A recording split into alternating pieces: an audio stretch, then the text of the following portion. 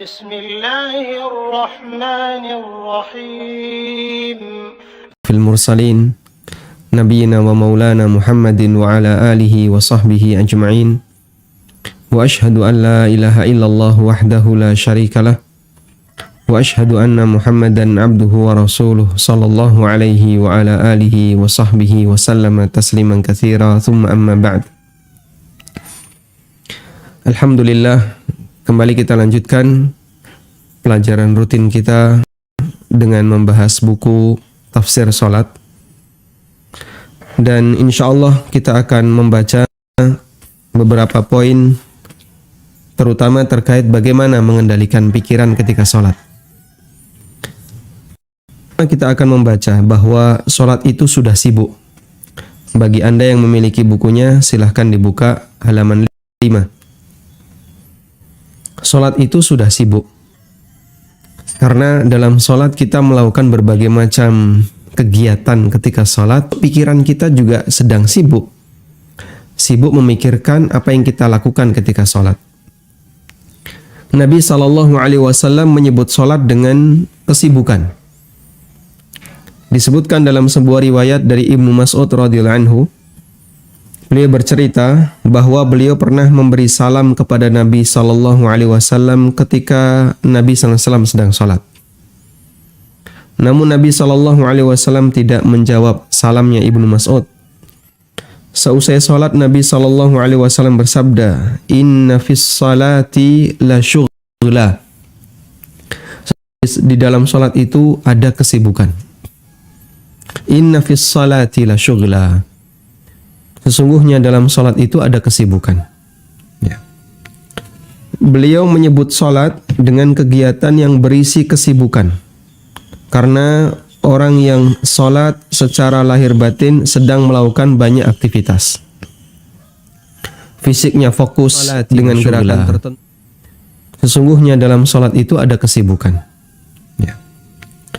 Beliau menyebut salat dengan kegiatan yang berisi kesibukan. Karena orang yang salat secara lahir batin sedang melakukan banyak aktivitas. Fisiknya fokus dengan gerakan tertentu, batinnya juga fokus dengan memikirkan hal tertentu. Artinya dalam salat pikiran orang tidak kosong, namun penuh dengan kegiatan. Catat bagian ini. Dalam salat pikiran orang tidak kosong, sehingga tidak ada istilah mengkosongkan pikiran. Mengosongkan pikiran ketika sholat, tidak. Tapi sholat penuh dengan kegiatan. Lahirnya ada kegiatan, bagian fisik ada kegiatan, batinnya juga ada kegiatan. Dan secara prinsip, jika orang melakukan kesibukan tertentu, ya, maka dia akan melupakan kesibukan yang lain. Sebagaimana batin kita, jika hati ini melakukan kesibukan tertentu, maka dia akan lupa dengan kesibukan yang lainnya. Sehingga ketika Anda sedang sibuk, misalnya fokus mengerjakan tugas, atau lagi fokus membaca sesuatu yang penting, maka Anda ketika dipanggil orang lain, bahkan kadang dikasih salam orang lain, Anda tidak akan merespon, karena Anda sedang fokus. Kita akan merasa terganggu ketika Anda sedang membaca WA, atau berita, atau Anda sedang nelpon, kemudian tiba-tiba ada orang yang mencolek Anda, lalu ngajak bicara. Anda akan menghindar dulu, karena Anda sedang fokus dengan satu kegiatan tertentu. Maka demikian pula salat. Salat itu disebut oleh Nabi SAW dengan kesibukan. Inna fis salati la syughla. Sesungguhnya dalam salat itu ada kesibukan. Karena semua dalam sholat kita sedang melakukan kegiatan lahir dan batin. Selanjutnya yang menjadi pertanyaan adalah, lalu apa yang perlu kita pikirkan ketika sholat? Apa yang perlu kita pikirkan ketika kita sedang sholat? Sementara berbicara dengan jiwa sendiri itu menghilangkan rasa khusyuk dalam sholat. Sebagaimana dalam pertemuan kemarin, kita telah menyampaikan Nabi SAW menyebutkan bahwa di antara orang yang tidak khusyuk dalam sholatnya adalah yuhadditsu fihi ma nafsah. Dia berbicara dengan dirinya sendiri. Berbicara dengan dirinya sendiri, artinya pikirannya melayang kemana-mana. Dan kemarin kita kasih gambaran ya, sebagaimana orang dalam film itu kan kadang ada adegan orangnya diem, tapi kemudian tiba-tiba terdengar suara yang itu mewakili suara batin.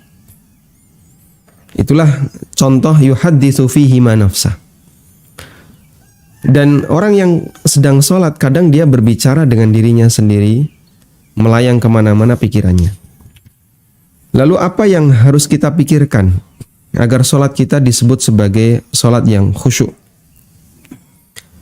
Saya pernah bertanya kepada orang yang pernah mengikuti pelatihan sholat khusyuk, ya, yang harganya cukup mahal ya. Ketika itu harganya ya sekitar 1 juta ke atas. Sehingga untuk bisa bergabung ke situ, orang yang nggak mampu nggak bisa belajar. Ada jawaban yang beraneka ragam. Ada yang ngasih jawaban, saya ketika sholat membayangkan seolah-olah di depan saya itu ada Ka'bah. Sehingga dalam pikirannya, ngarepmu iki Ka'bah. Depanmu ini adalah Ka'bah. Ada juga yang bayangin, saya ketika sholat seolah-olah saya itu berada di luar angkasa. Ya, sehingga kanan kiri saya itu penuh dengan bintang-bintang, kemerlapan, langit yang demikian luas. Ada juga yang membayangkan saya ketika sholat membayangkan seolah-olah di depan saya itu serba putih, sehingga tidak ada benda apapun, ya, kosong, serba putih, selain hanya warna putih yang dia lihat. Itu kan bayangan-bayangan yang dihadirkan ketika hamba ini ingin khusyuk. Tapi dia kebingungan gimana caranya mengendalikan pikiran. Saya tidak tahu apa yang diajarkan dalam pelatihan sholat khusyuk itu. Cuman saya penasaran, mereka yang sudah ikut sholat khusyuk, pelatihan sholat khusyuk, saya ingin tahu gimana caranya sholat khusyuk. Ternyata jawabannya beda-beda. Ada yang ketika khusyuk itu diartikan membayangkan Ka'bah, membayangkan warna putih di depan, membayangkan seperti di awang-awang, dan aneka bayangan-bayangan yang lainnya. Baik, coba kita perhatikan khusyuk. Kemarin kita telah bahas ya. Artinya adalah fokus. Orang yang khusyuk berarti dia sedang fokus. Sehingga khusyuk ketika sholat berarti fokus dengan sholatnya. Fokus dengan ibadah sholat yang dikerjakan. Fokus fisik berarti melakukan gerakan yang sesuai sunnah Nabi SAW ketika sholat. Ketika Anda diam dalam posisi sedekap, wajah menghadap kiblat, melihat ke arah tempat sujud, tidak banyak bergerak, berarti gerakan Anda telah fokus, dan itulah khusyuk fisik. Kemarin sudah kita singgung. Sehingga khusyuk fisik itu memikirkan bagaimana caranya gerakan kita sesuai dengan sunnah Nabi SAW. Mulai dari takbiratul ihram. Allahu Akbar. Ada teorinya, Pak? Ada. Sehingga tidak main sembarangan. Sebagian besar kita ketika takbiratul ihram itu gerakannya gerakan otomatis. Kok bisa? Ya, begitu kita sudah menghadap ke arah kiblat, imam takbiratul ihram, kita langsung takbiratul ihram. Dan kita nggak pernah gubris. Tangan ini di posisi mana? Allahu Akbar. Allahu Akbar. Apakah di sini, di sini? Kadang ada yang begini, Allahu Akbar. Kadang yang ada agak agak hemat, Allahu Akbar. Kebanyakan begini, Allahu Akbar. Karena gerakan kita gerakan otomatis. Ada yang begini-begini, Allahu Akbar. Dan itu karena kebiasaan. Makanya perlu dikoreksi yang kayak gini ya. Lakukan evaluasi. Coba gimana gerakan Anda ketika sholat. Biasanya kalau habis pengajian sih agak sadar. Nanti lambat laun mulai menurun kesadaran itu, terus kembali seperti gerakan otomatis. Kadang kan ada yang angkat tangannya mantul-mantul. Allahu Akbar. Nah, nanti kita akan bahas bagaimana cara mengangkat tangan yang benar. Intinya, saat Anda melakukan gerakan yang sifatnya otomatis itu, berarti sebenarnya Anda tidak khusyuk. Demikian pula ketika menaruh kedua tangan di dada. Ada yang di dada, ada yang di perut, ada yang di bawah pusar, ya. Ada yang begini, ada yang di jantung ya, ada yang di organ liver, hati. Ini mana yang benar ini? Serong kanan atau serong kiri? Baik. Dan ketika kita tidak tahu bagaimana cara sholat sesuai sunnah, kita nggak bisa melakukan khusyuk fisik. Sementara fokus batin berarti batin itu fokus memikirkan isi sholat. Fokus batin artinya batin fokus memikirkan isi sholat. Apa itu konten sholat? Apa isi sholat? Konten sholat berarti unsur sholat. Dan itu ada dua, gerakan dan bacaan. Karena itu fokus terhadap isi sholat berarti fokus memikirkan gerakan dan bacaan dalam sholat. Nah, ini yang mau kita kasih kesimpulan. Gimana sih khusyuk dalam sholat? Khusyuk dalam sholat adalah istihdharul qalbi, menghadirkan hati untuk memikirkan gerakan dan bacaan ketika kita sedang sholat. Bukan malah mikir yang lain. Bukan malah mikir di luar angkasa, di depan ada kain warna putih, atau mikir di depannya ada Ka'bah. Betul Anda menghadap ke arah kiblat dengan harapan itu lurus tepat ke Ka'bah, meskipun belum tentu ya. Karena kan jarak kita jauh sekali.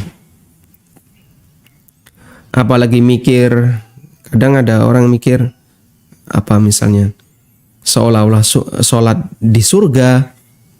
Saya pernah dengar ada orang yang menyampaikan, saya itu merasa sangat tenang ketika saya sholat. Saya membayangkan seolah-olah saya sholat di tepi sungai, lalu ada suara gemercik air. Ya, suasana penuh dengan ketenangan, ada suara burung-burung. Ya, kayak sholat seperti di surga. Sehingga malah dia memikirkan yang lain, merancang suasana ketika sedang sholat. Itu berarti memikirkan yang lain. Padahal yang namanya khusyuk itu bukan itu. Khusyuk adalah memikirkan sholat yang sedang dia kerjakan. Fokus dengan sholat yang dia kerjakan. Sekarang kita lihat. Fokus memikirkan gerakan sholat berarti memikirkan bagaimana agar kita bisa melakukan gerakan sholat yang sesuai sunnah. Bagaimana cara sedekap yang benar. Bagaimana cara mengatur pandangan yang benar. Bagaimana cara rukuk yang benar, bagaimana di mana posisi tangan ketika sujud, apakah di sini, atau bagaimana? Bagaimana posisi duduk yang sesuai sunnah? Iktidal itu tangan sedekap ataukah dilepas?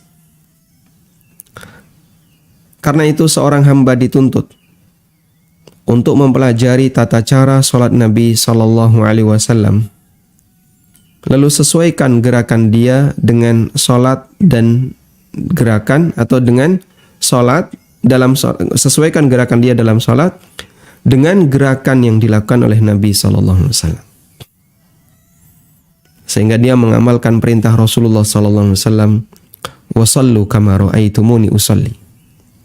Kerjakanlah sholat sebagaimana kalian melihatku sholat. Lakukanlah sholat sebagaimana kalian melihatku sholat. Nah, kita kan tidak pernah melihat Nabi SAW sholat. Alhamdulillah, sahabat merekam bagaimana gerakan-gerakan Nabi SAW dalam sholat, bahkan sampai detail yang kecil-kecil itu mereka sampaikan. Tinggal pertanyaannya, kita mau belajar atau tidak? Sehingga sampai posisi jari itu rapat atau renggang, posisi kaki ketika sujud, kaki itu rapat atau renggang, bagaimana cara Nabi SAW mengisyaratkan jari telunjuk saat tasyahud, sampai posisinya itu mereka ceritakan. Ya, nanti kita akan bahas itu. Karena ada dua hadis, dua riwayat, posisi 1 dan posisi 2, sehingga sangat detail mereka bercerita tentang bagaimana cara Nabi SAW. Anda ketika pelajari semuanya, seolah-olah melihat Nabi SAW sedang sholat. Sehingga hadis wasallu kama ra'aitumuni usalli, yang ini disampaikan oleh Rasulullah SAW kepada Malik ibnul Huwairith radhiyallahu anhu. Ketika Malik ibnul Huwairith mau pulang meninggalkan Madinah, pamitan kepada Rasulullah SAW, Nabi SAW berpesan kalimat itu. Dan kemudian hadis ini menjadi hadis panduan tentang bagaimana cara sholat yang benar. Sehingga pada prinsipnya adalah jadikan gerakan sholat kita berdalil. Kamu ketika sedekap seperti itu, dalilnya apa? Ada dalilnya. Waktu ngangkat tangan kok kayak gitu, dalilnya mana? Ada dalilnya. Sesuaikan dengan dalil, maka kita akan bisa khusyuk dalam sholat. Baik. Jadikan prinsip. Jadikan sholat kita berdalil. Karena kalau sholat itu berdalil, ada sesuatu yang banget gitu ya, katanya. Ada rasa yang lebih dibandingkan sholat yang hanya sebatas kebiasaan. Karena umumnya kita sholat hanya sebatas mengikuti rutinitas yang dulu. Pak, kan udah hafal. Ya betul udah hafal. Cuman hafalan Anda sudah benar ataukah belum? Sehingga gerakan-gerakannya kebanyakan gerakan otomatis. Apalagi kita itu cenderung dalam sholat itu latah. Sampingnya kayak gitu, kita kadang ikut kayak gitu. Teman-teman yang baru ngaji misalnya, baru hijrah, dia kadang ketika sholat masuk ke masjid, setelah masuk masjid ini nanti akan ada kajian Ustadz A, Ustadz B. Dia perhatikan kanan kirinya, oh itu sholatnya kayak gitu, yang itu. Terus dia tiru-tiru. Padahal dia nggak ngerti kenapa itu seperti ini, yang itu seperti ini. Dia nggak ngerti. Akhirnya tiru-tiru itu kadang berubah jadi begitu takbir, mantul-mantul dulu. Allahu Akbar. Ada yang begini, ada yang berhadapan-hadapan tangannya. Allahu Akbar. Nah, jadi prinsipnya tadi, jadikan sholat kita berdalil. Termasuk bagian dari fokus memikirkan gerakan adalah merenungkan dan memahami arti dari gerakan sholat. Seperti merenungkan kenapa kita harus berdiri, mengapa harus bersedekap ketika berdiri, mengapa harus rukuk dengan posisi seperti ini, mengapa posisi sujud seperti itu. Kita meletakkan muka, yang ini merupakan wajah, yang ini merupakan anggota badan yang paling mulia. Kita taruh sejajar dengan kaki, sehingga saat kita sujud, muka kita yang merupakan anggota badan paling mulia sejajar dengan kaki. Mengapa kita i'tidal seperti itu? Bagian ini insya Allah akan ada penjelasannya tersendiri, yaitu merenungkan gerakan-gerakan dalam sholat. Baik. Jadi khusyuk untuk gerakan maknanya ada dua. Pertama adalah memikirkan bagaimana agar kita melakukan gerakan sesuai sunnah Nabi SAW. Yang kedua adalah merenungkan makna dari gerakan yang kita lakukan ketika sholat. Dan ulama rahimahumullah menjelaskan itu. Sehingga kita tinggal tiru bagaimana penjelasan mereka, kita pikirkan penjelasan mereka itu. Nanti insya Allah akan kita bahas. Selanjutnya adalah memikirkan bacaan dalam sholat. Bentuknya adalah merenungkan setiap bacaan, merenungkan makna setiap bacaan yang dilantunkan dalam sholat. Seperti memahami makna takbiratul ihram, memahami makna doa iftitah, kita mengucapkan kalimat misalnya Allahumma ba'id baini wa baina khatayaya kama ba'adta bainal masyriqi wal maghrib. Ya Allah, jauhkanlah antara diriku dengan kesalahanku sebagaimana engkau jauhkan antara timur dan barat. Timur dan barat itu pernah ketemu nggak? Gimana kalau ke timur dan barat ketemu? Nggak ada kehidupan. Karena ini arah dan nggak mungkin dia ketemu.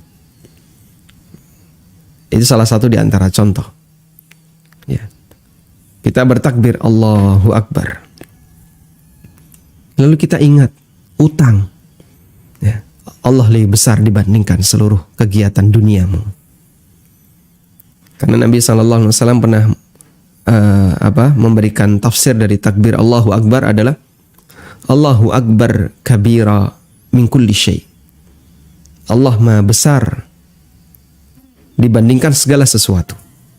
Sehingga mungkin di situ kita memikirkan A, memikirkan B, memikirkan proyek.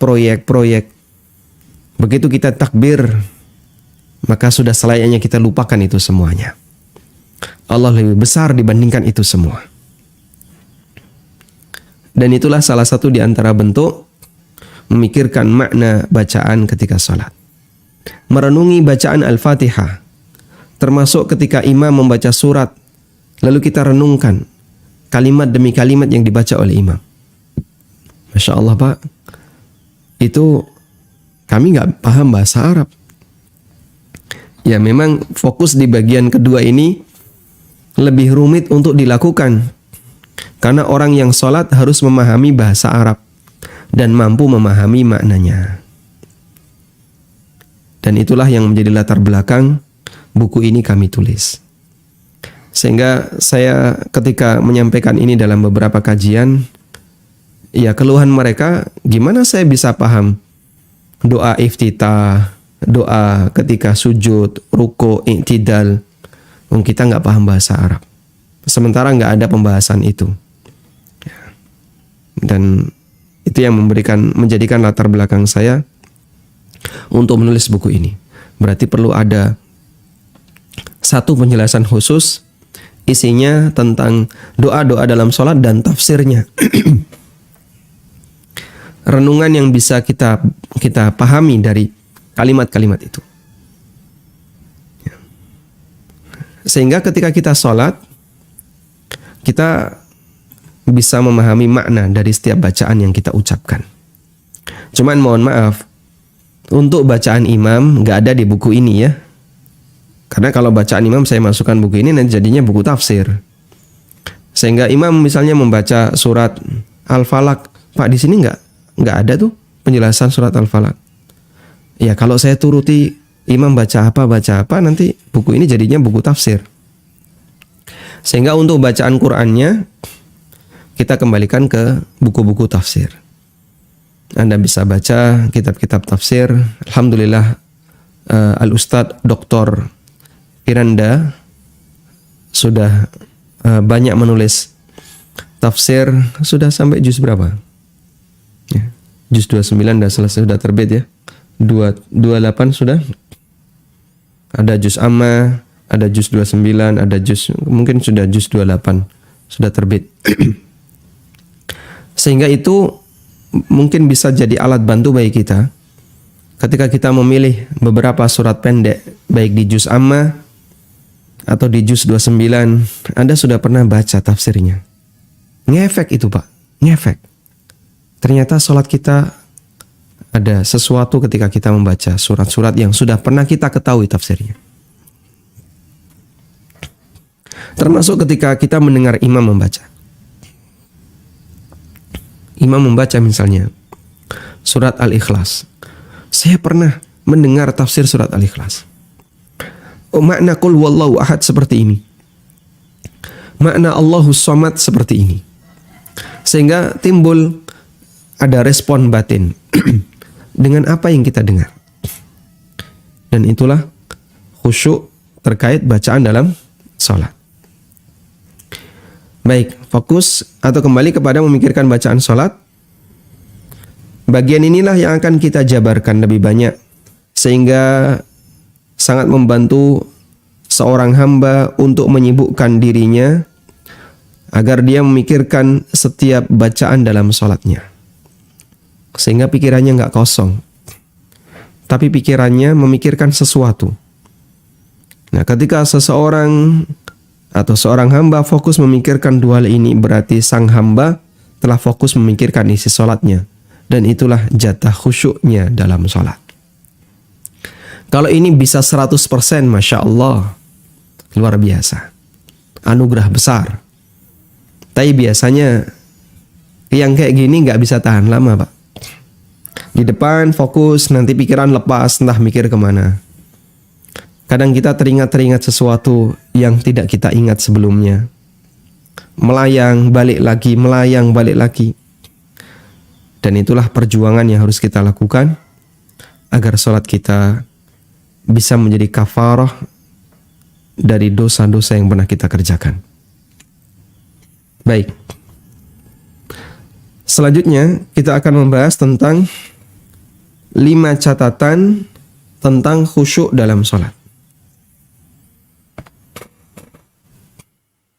Untuk mengenal lebih dalam mengenai khusyuk dalam sholat, berikut kami sajikan 5 catatan tentang khusyuk dalam sholat. Pertama, tentang hukum khusyuk. Dalam Al-Quran, Allah banyak memuji orang yang khusyuk ketika sholat. Di antaranya, surat Al-Mu'minun, ayat 1 dan 2, Allah berfirman, Qad aflahal mu'minun, alladzina hum fi salatihim khashi'un. Sungguh telah berbahagia, telah beruntung. Sungguh beruntung orang-orang yang beriman, yaitu orang-orang yang mereka khusyuk dalam sholatnya. Dan para ulama mengatakan, apabila Allah menyebutkan balasan, lalu setelah itu Allah menyebutkan sebab kenapa orang ini bisa mendapatkan balasan itu, maka kalimat lanjutannya merupakan illah dari keberadaan balasan. Sehingga Allah menyebutkan balasan bagi mukmin adalah al-falah, qad aflahal mu'minun. Keberuntungan bagi orang mukmin. Sungguh beruntung orang mukmin, yaitu orang yang khusyuk dalam sholatnya. Berarti khusyuk dalam sholat adalah sebab keberuntungan dan illah latar belakang orang mukmin bisa mendapatkan keberuntungan. Dan benar demikian. Karena ketika kita hidup di dunia nggak bisa lepas dari musibah. Dan kita pengennya curhat. Orang kalau sudah curhat, seolah-olah terasa lebih ringan itu beban masalah. Dan curhatnya seorang muslim adalah dalam sholatnya. Dia bermunajat kepada Rabbnya, kepada Allah Subhanahu wa Ta'ala. Makanya Nabi SAW ketika beliau punya masalah besar, karena Nabi SAW idza jadabahu amrun shalla. Nabi SAW kalau punya masalah besar beliau sholat. Sehingga beliau tidak nangis tengkurap. Ya, biasanya wanita kan kayak gitu ya, punya masalah sedih nangis tengkurap. Beliau juga tidak kemudian misalnya terus piknik kemana, jalan-jalan, tidak. Tapi yang dilakukan oleh Rasulullah SAW, begitu beliau punya masalah, beliau sholat. Allah juga berfirman ketika memuji Zakaria alaihissalatu wassalam, fastajabna lahu wa wahabna lahu Yahya. Kami memperkenankan doanya dan kami anugerahkan kepadanya, kepada Zakaria, Yahya. Wa aslahna lahu zaujah. Dan kami jadikan istrinya dapat mengandung. Istrinya diperbaiki oleh Allah. Sehingga yang sudah menopause, yang sudah tidak produktif, tapi dengan kuasa Allah, dengan izin Allah, istrinya bisa hamil. Innahum kanu yusari'una fil khairat wa yad'unana raghaban wa rahaba wa kanu lana khashi'in.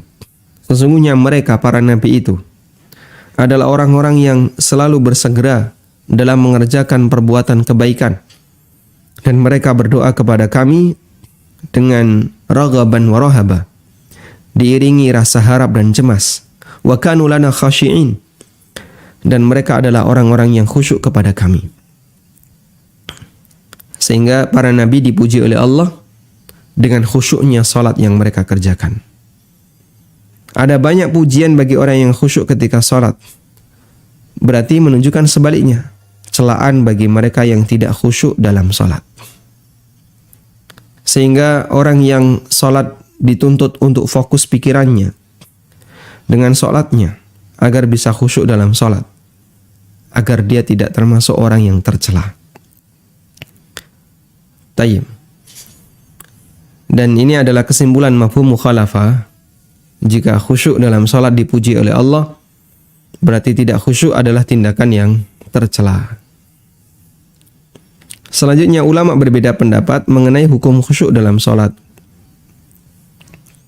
Jumhur ulama berpendapat bahwa khusyuk hukumnya anjuran dan tidak wajib. Status khusyuk dalam salat adalah penyempurna salat. Alasannya, orang yang salat sambil memikirkan dunia, salatnya sah selama dia masih sadar terhadap salatnya. Sadar dalam arti dia tahu urutan-urutan gerakan dan sadar dengan apa yang dia baca di masing-masing gerakan. Sehingga ketika berdiri dia sadar ini waktunya baca Fatihah. Ketika rukuk dia sadar ini waktunya baca doa rukuk. Ketika i'tidal dia mengucapkan Sami Allahu liman hamidah dan tidak mengucapkan Allahu Akbar. Ya, meskipun pikirannya sedang melayang kemana-mana, tapi dalam setiap titik-titik gerakan ini dia sadar.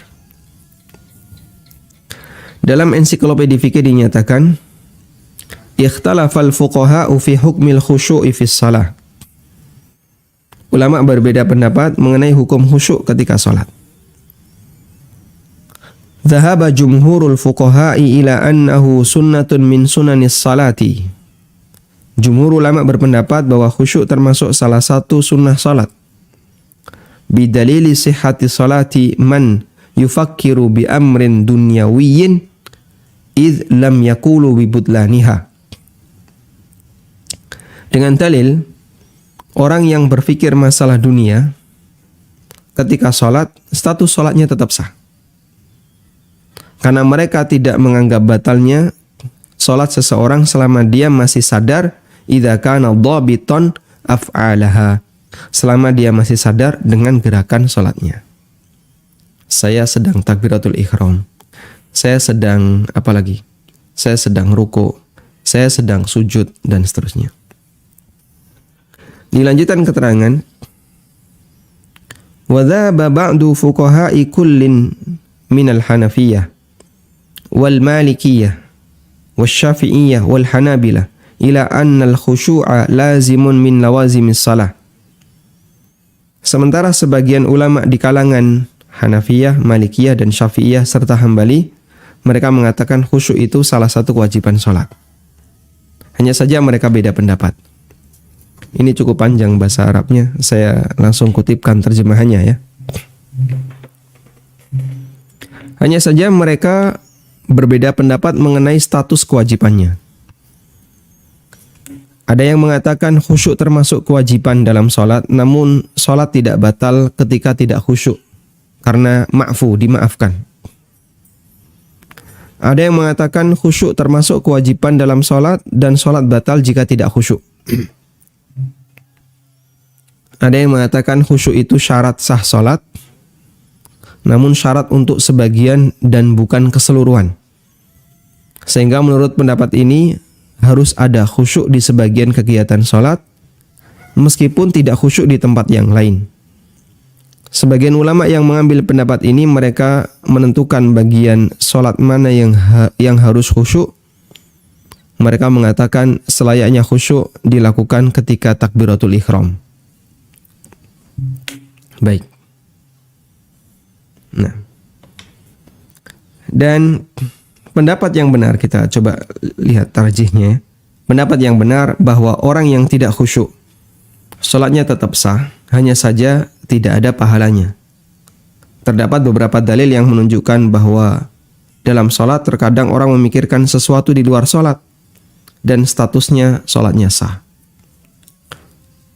Di antaranya hadis dari Jabir bin Abdullah radhiyallahu anhuma, beliau bercerita, "Ishtaka Rasulullah sallallahu alaihi wasallam fasallaina wara'ahu wa huwa qa'idun wa Abu Bakrin yusmi'un nasa takbirahu." Rasulullah sallallahu alaihi wasallam sakit dan kami salat di belakang beliau. Wa huwa qa'idun. Beliau salat dengan duduk. Wa Abu Bakrin yusmi'un nasa takbirahu. Sementara Abu Bakar, beliau mengeraskan bacaan takbir beliau agar didengar semua jamaah. Faltafata ilaina fara'ana qiyaman. Tiba-tiba beliau menoleh ke arah kami dan beliau melihat kami salat dalam posisi berdiri. Dan ini salat sudah dimulai ya. Karena sahabat sedang salat dalam posisi berdiri. Fa asyara ilaina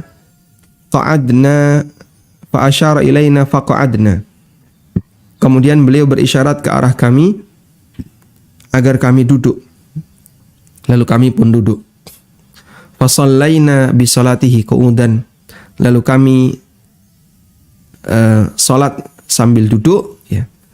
Menjadi makmum sambil duduk mengikuti Nabi sallallahu alaihi wasallam. Hadis riwayat Muslim.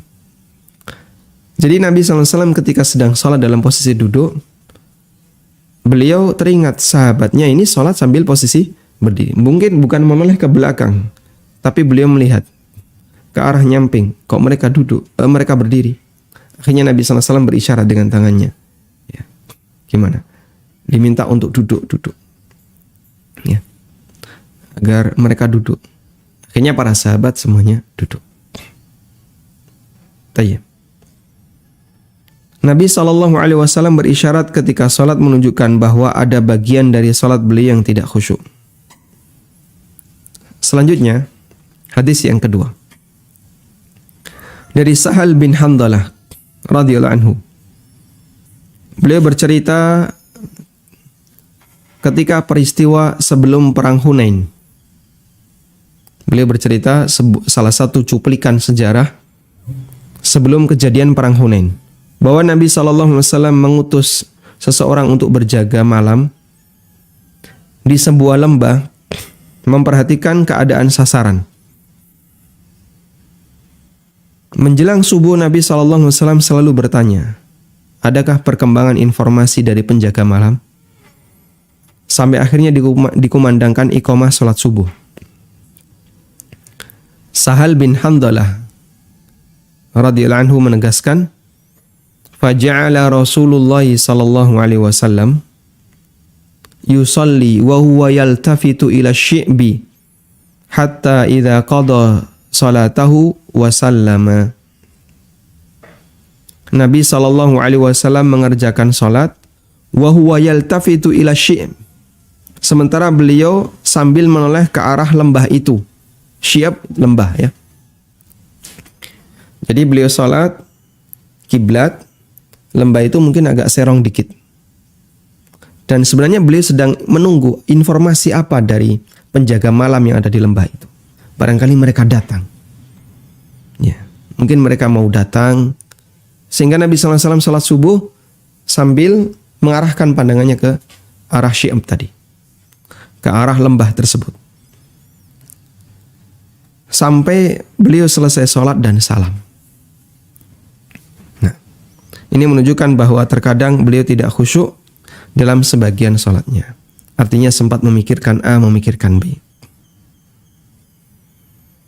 Kemudian hadis dari Uqbah bin Amir bahwa beliau pernah salat di belakang Nabi SAW. Tiba-tiba seusai salam, Rasulullah SAW langsung bergegas pulang sampai melangkahi pundak sebagian makmum. Setelah itu beliau balik lagi ke masjid dan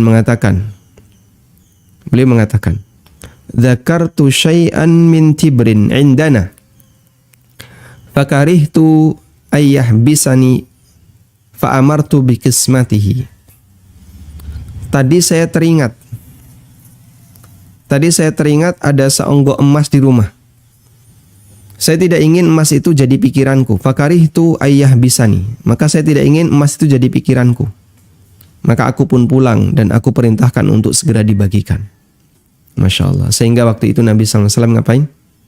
Ketika sholat beliau kepikiran ada emas yang belum dibagikan kepada fakir miskin.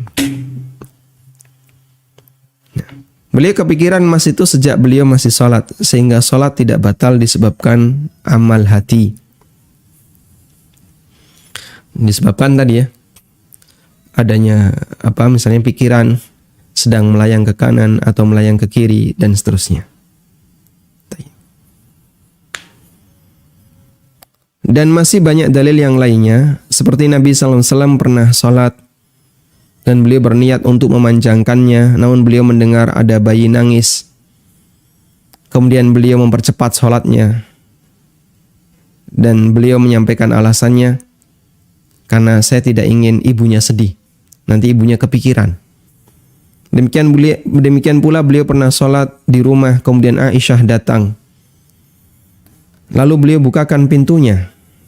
Termasuk beliau sholat sambil menggendong cucunya yang bernama Umamah bintu Abil As bin Rabi' radhiyallahu anhuma. Hanya saja unsur khusyuk harus ada dalam setiap sholat yang dikerjakan seseorang. Baik, jadi sampai di situ tadi kita mendapatkan kesimpulan bahwa kalau sholat itu tidak khusyuk, tidak sampai batal. Namun unsur khusyuk harus ada dalam sholat yang dikerjakan seseorang. Sehingga jika ada orang yang sholat dan tidak khusyuk sama sekali, 100% nggak khusyuk, kepikiran yang lain terus, maka sholatnya batal. Berdasarkan hadis dari Aisyah radhiyallahu anha, Nabi SAW bersabda, La yusalli bihadratit ta'am, wala huwa yudafi'uhul akhbathan. Gak ada sholat ketika makanan sudah dihidangkan, sementara dia pingin makan. Lapar, pingin makan, sehingga ketika sholat kepikiran makanan.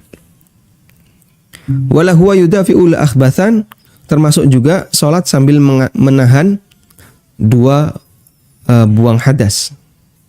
Ingin buang air besar atau buang air kecil. Baik. Menahan dua hadas maknanya adalah menahan hadas yang keluar dari jalan depan dan belakang. Dalam kondisi sangat lapar, ingin makan, sementara makanan yang sudah disajikan, atau kondisi kebelet ingin buang air atau buang angin, jika tetap dipaksa sholat, maka tidak akan khusyuk sama sekali.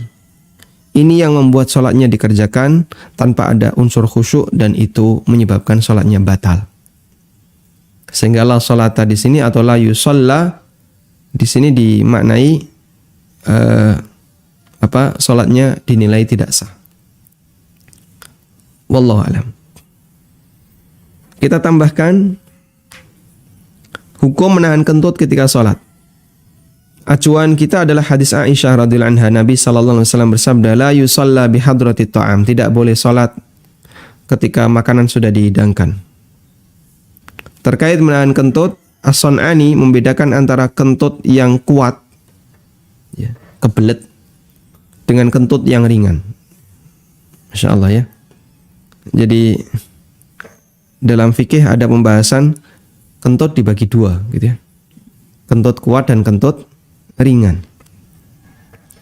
Ketika menjelaskan hadis Aisyah di atas, beliau mengatakan, wa yulhaqu bihima mudafa'atur rihi fahadha ma'al mudafa'ati wa amma idza kana yajidu fi nafsihi thiqalu dhalika wa laysa hunaka mudafa'ah fala nahya 'anis salati ma'ahu. Termasuk dalam larangan di atas adalah menahan kentut. Ini jika disertai kebelet, ya, mudafa'ah, sehingga kentutnya sudah mendorong-dorong, pingin keluar, tapi ditahan kuat. Adapun jika dirinya mampu menahan dan tidak ada rasa kebelet, walaysa hunaka mudafa'ah, fala nahya 'anis salati ma'ahu, maka tidak terlarang sholat sambil menahannya. Sehingga kadang ada kentut, mau keluar tahan dikit, dia udah hilang. Ya. Nanti muncul lagi, tahan dikit, sudah hilang. Tapi kalau sampai mukanya merah gitu ya, terus apa lagi? Kemudian menahan kuat, kayak orang mau kebelet itu, maka itu bisa membatalkan salat. Wallahu a'lam. Tayyib, ini catatan pertama terkait masalah khusyuk.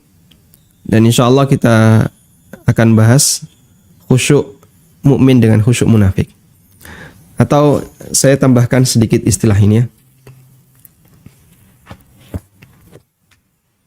Ada dua hal yang perlu Anda bedakan ya. Ada khusyuk atau kita bahas hukum khusyuk.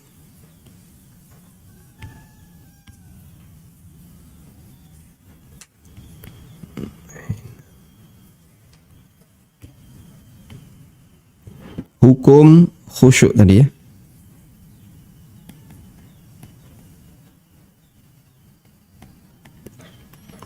Ada khusyuk mutlak.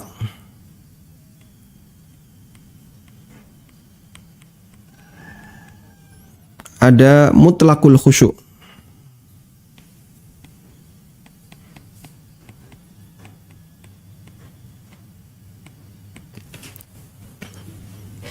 Jadi dalam kajian fikih kata mutlak itu bisa ditaruh di depan, bisa ditaruh di belakang.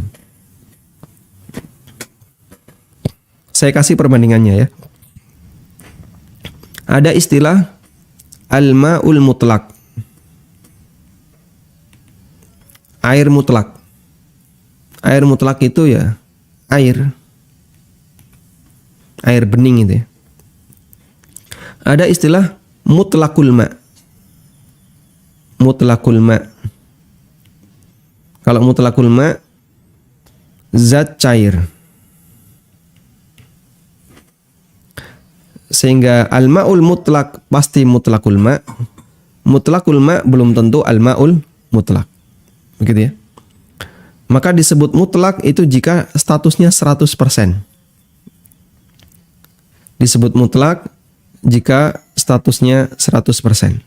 Di sini kan statusnya 100% air. Kalau mutlakul ma', ya dia belum tentu air.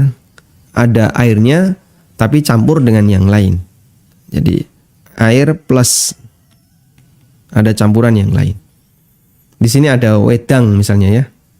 Maka dalam wedang ini ada air dan ada unsur yang lain. Bismillah.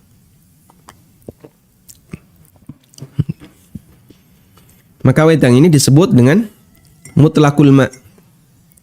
Alhamdulillah. Baik, khusyuk juga seperti itu. Khusyuk mutlak itu khusyuk 100%. 100% khusyuk. Mutlakul khusyuk itu berarti khusyuk tapi kurang. Khusyuk tapi kurang. Berapa persen? Ya, wallahu alam tergantung orangnya. Ada yang cuma 5%, 10%, sekian persen ya. Tayyib. Nah, untuk khusyuk mutlak ini enggak wajib. Karena mustahil kita bisa melakukannya. 100% khusyuk itu mustahil kita bisa melakukannya. Sedangkan mutlakul khusyuk ini wajib. Nah, selanjutnya ulama beda pendapat. Mutlakul khusyuk itu harus ada di mana? Minimal untuk bisa disebut sholatnya sah. Ada sebagian yang mengatakan minimal takbiratul ihram harus khusyuk. Meskipun kadang bisa jadi setelah itu dia nggak khusyuk. Intinya dalam sholatnya harus ada unsur khusyuk meskipun sedikit harus ada unsur khusyuk. Wallahu ta'ala alam. Baik, demikian yang bisa kita bahas. Semoga bermanfaat. Wassallallahu ala nabiyyina Muhammadin wa ala alihi wa sahbihi wasallam wa akhiru da'wana alhamdulillahi rabbil alamin. Salurkan donasi Anda. Tidak ada satupun di antara sahabat Nabi SAW yang punya kemampuan kecuali mereka wakaf Untuk pembangunan SDTQ MIPS melalui rekening Bank Syariah Mandiri, kode bank 451, nomor rekening 7441049999. atas nama Yayasan Amal Abadi Indonesia. Info donasi 082 12345 7441. Semoga Allah Subhanahu wa taala memberikan keberkahan dan kemudahan. Wassallallahu ala nabiyyina Muhammadin wa ala alihi wa sahbihi wasallam.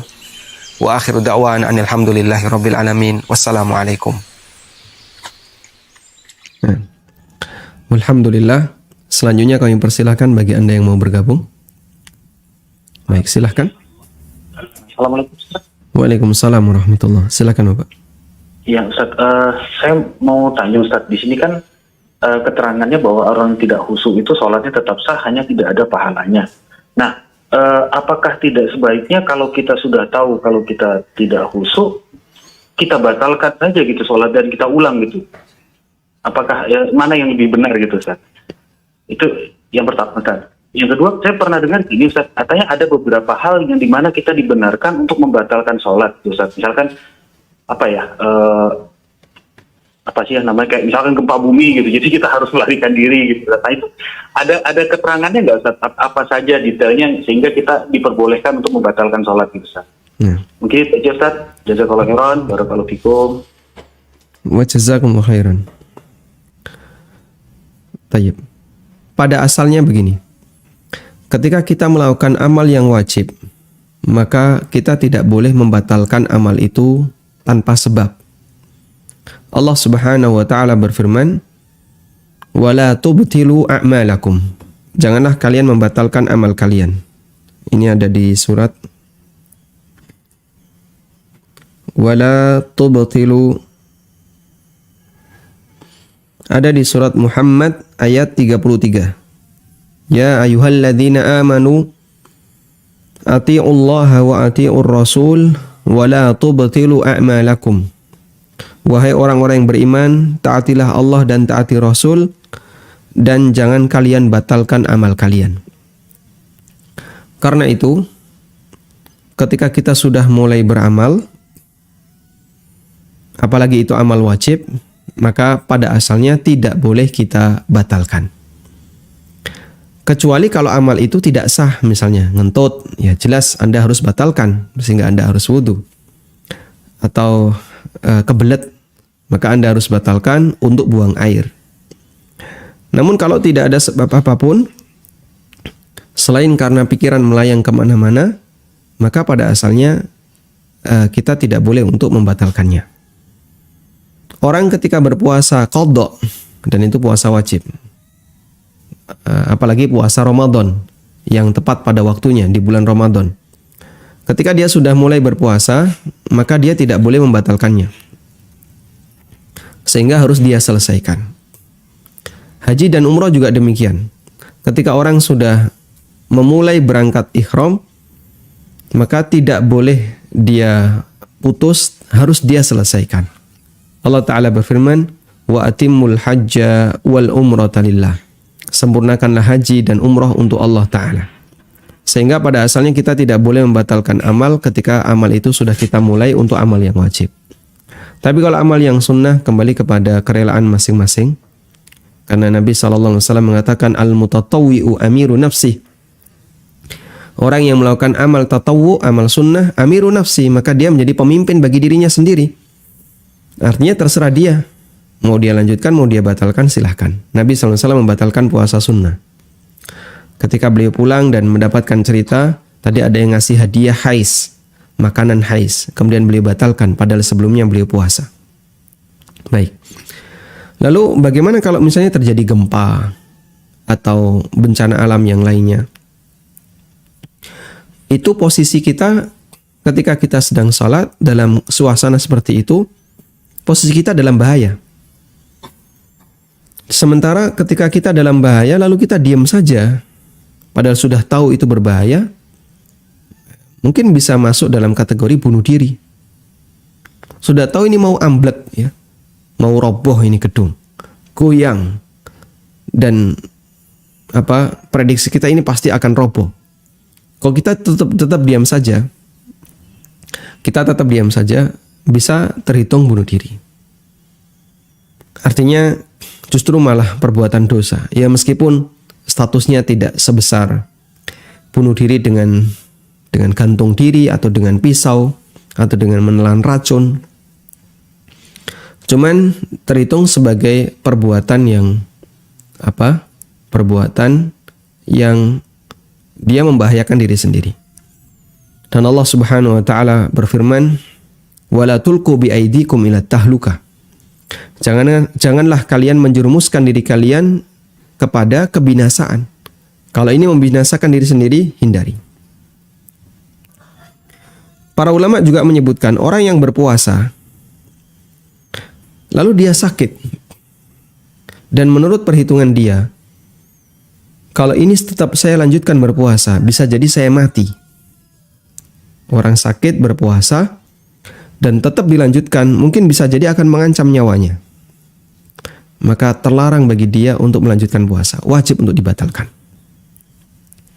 Kalau dia lanjut puasa, bisa berdosa disebabkan karena dia menjerumuskan dirinya dalam kebinasaan. Dan itu yang bisa kita jadikan sebagai alasan. Kalau misalnya ada orang sedang sholat, tiba-tiba ada harimau mau menerkam, ya Anda harus lari, menyelamatkan diri.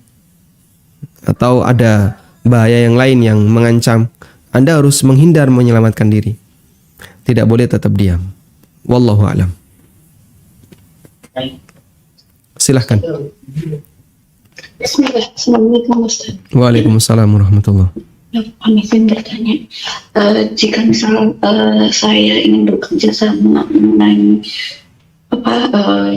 mengurus sapi, saya misalkan pemodal dan saya meminta si B untuk mengurusinya karena si B ini punya kandang dan beliau yang mengurusi sapi tersebut, memberi makan setiap hari gitu kan, nanti jadinya bagi hasil. Saya misalnya keluar modal contoh 10 juta dan si B ini itu mengeluarkan semua kebutuhan sapi tersebut. Nah, qadarullah misal sapi tersebut mati, nah hukumnya bagaimana? Kan disebutkan bahwa jika misalnya kita kerja sama itu harus bagi untung dan bagi rugi ya. Nah, apakah saya bisa harus meminta si B ini untuk mengganti rugi? Contoh saya sudah mengeluarkan modal 10 juta dan si B misalkan sudah mengurusi dan pengurusan semua sapi itu contoh misal 5 juta, berarti kan kita bagi gitu kan kerugiannya gitu. Apakah dia harus mengembalikan ke kita untuk kerugiannya atau misalkan memang ya sudah dia tidak mengeluarkan apa-apa gitu kan, karena dia juga sudah mengeluarkan effort, mengeluarkan biaya untuk memberikan makan sapi tersebut. Itu sih Ustadz yang saya tanyakan. Dan yang kedua, saya mau tanya, saya punya kebiasaan jika mau Ramadan itu kan menghias rumah untuk membangkitkan semangat anak-anak di rumah gitu kan. Apakah diperbolehkan misal saya menggantung-gantung lampu hias di luar rumah gitu kan dengan tulisan-tulisan yang thayyib, dengan lampu-lampu yang menyala-nyala, apakah itu termasuk ikut-ikutan seperti orang yang contoh Natalan kan banyak tuh yang menggunakan lampu-lampu gitu kan, apakah diperbolehkan atau tidak? Itu aja Ustaz yang mau saya tanyakan. Syukron, jazakallah. Ya. Baik, dalam usaha kerjasama, baik bentuknya mudharabah maupun musyarakah, kita diajarkan rumus keseimbangan, bahwa peluang untung harus seimbang dengan resiko rugi. Dalam arti, siapa yang ingin mendapatkan keuntungan, maka dia harus siap dengan resiko kerugian. Sehingga kalau orang ingin untung tapi dia nggak mau rugi, maka seperti ini tidak bisa diterapkan dalam kegiatan musyarakah atau mudharabah. Selanjutnya, bagaimana cara dan teknis pembagian keuntungan dan teknis pembagian kerugian. Kalau untung, maka di situ ada bagi hasil begitu ya. Nah, bagi hasil dia kembali kepada kesepakatan. Kembali kepada kesepakatan. Sudah? Sehingga masalah angkanya apakah 50%, 50%, ataukah angka yang lain n persen, itu kembali kepada kesepakatan. Lalu untuk resiko rugi bagaimana? Jika terjadi rugi, maka kan berarti ada bagi rugi. Bagi rugi itu bukan pakai prosentase bagi untung. Sehingga nanti kalau rugi kita 50% ya. Bukan seperti itu. Rugi itu dihitung berdasarkan apa yang sudah kau keluarkan. Oh, saya mengeluarkan ini. Yang ini mengeluarkan ini. Ya sudah, yang kau keluarkan dan sudah habis, nggak balik gitu aja. Itu teori rugi ya. Apa yang sudah kita keluarkan ternyata dia habis, maka Anda harus merelakan, itu nggak balik. Itulah bagi rugi. Sehingga kalau tadi Anda sebagai pemodal misalnya mengeluarkan uang 10 juta ya. Lalu mudharib pengelola dia menyediakan kandang. Kandang ini kan ada lahan. Anda nggak perlu sewa lahan kandangnya. Plus tenaga. Dia sudah merawat selama beberapa waktu. Sapinya mati. Sapi mati. Terus gimana? Sapi mati ini apa yang bisa dimanfaatin? Tidak ada Pak. Bangkai tidak boleh dijual. Baik, berarti nggak berubah jadi uang sepeser pun. Ini boleh disamak kulitnya. Cuman nanti kulitnya nggak boleh dijual ya. Sehingga untuk kepentingan pribadi. Tapi kadang mungkin Anda akan kerepotan, buat apa kulitnya, sudahlah. Buang semuanya aja. Lalu dibuang semuanya ya. Ketika dibuang semuanya, ini kan hilang. Ini hilang. Pengelola kehilangan tenaga. Kandangnya utuh. Kandang utuh. Sudah? Maka kandang balik ke pengelola wong dia utuh. 10 juta hilang semuanya. Ya Anda jangan balik, Anda minta balik sepeser pun. Saya minta balik sebagian. Nah kan sudah hilang ini. Maka apa yang kita keluarkan, lalu usaha itu rugi, sehingga modal kita hilang, yang hilang jangan minta balik. Wallahu a'lam. Yang kedua, bolehkah kita menghias tadi ya, menghias rumah? Wallahu a'lam, saya tidak tahu jawabannya. Apakah ini masuk tasyabbuh ataukah tidak dengan orang non-muslim ketika mau hari raya kemudian rumahnya dihias dengan kelap-kelip lampu, itu masuk tasyabbuh ataukah tidak? Namun intinya memotivasi anak-anak untuk semangat beribadah itu satu hal yang bagus, dan metode seperti ini saya nggak tahu hukumnya ya. Mungkin Anda bisa tanyakan kepada ustadz yang lain. Wallahu a'lam. Bismillah. Bagaimana apabila dalam sholat kita memikirkan dosa-dosa kita? Apakah ini termasuk masih dalam kategori khusyuk dalam sholat, Ustadz? Memikirkan dosa ketika sholat termasuk bagian dari khusyuk dalam sholat, karena kita meyakini kita sedang menghadap Allah. Lalu nanti kita memohon ampun kepada Allah Subhanahu wa Ta'ala ketika sedang sujud atau ketika kita sedang duduk tasyahud. Sehingga kita mohon ampun, teringat dosa kita. Bukan teringat perbuatannya, tapi teringat saya punya dosa. Dosa itu besar, dosa itu bahaya. Teringat perbuatan buruk yang kita lakukan. Lalu kita mohon kepada Allah. Jika maksudnya adalah dalam rangka untuk bermunajat dengan Rabb kita, dan kita mohon ampun kepadanya, maka itu bagian dari khusyuk. Karena khusyuk termasuk juga bermunajat dengan Allah Ta'ala. Dan nanti akan dijelaskan oleh Ibnu Qayyim, bentuk khusyuk yang tertinggi levelnya adalah ketika dia sholat bisa menikmati munajat dengan Allah. Sehingga dia sholat sambil menikmati bacaan-bacaannya. Dia bermunajat, saya sedang berada di hadapan Rabb saya. Zikirnya dinikmati. Setelah itu dia berdoa memohon kepada Allah saat sujud. Dia memohon kepada Allah saat tasyahud. Itulah orang yang khusyuk pada tingkatan yang paling tinggi. Insyaallah nanti kita bahas. Wallahu a'lam. Assalamualaikum Ustadz. Waalaikumsalam warahmatullahi. apakah sholat hanya membaca surat Al-Fatihah saja sholatnya sah? Dan apa yang dimaksud dengan memperingkas sholat dan kerjakan sholat dengan ringan? Apakah sholat dengan membaca Fatihah saja sholatnya sah? Jawabannya sah. Karena Fatihah rukun, sementara bacaan surat setelah Fatihah hukumnya sunnah. Meskipun kalau bisa jangan sampai cuma Fatihah saja. Karena Nabi SAW hampir semua sholat wajib beliau membaca Fatihah dan surat kecuali untuk rakaat setelah tasyahud akhir, setelah tasyahud awal. Sehingga rakaat ketiga, keempat beliau tidak membaca surat selain Fatihah. Lalu apa yang dimaksud dengan memperingkas sholat? Jika maksud Anda adalah mau sholat cepat karena waktu Anda mepet, misalnya ini sudah mau berangkat, kemudian Anda sholat. Atau jika maksud Anda adalah meringankan bagi makmum karena ada makmum yang dia sudah lemah. Maksudnya adalah mengerjakan sholat tapi kerjakan bagian rukun dan wajibnya saja, sementara sunnahnya ada sebagian yang ditinggalkan.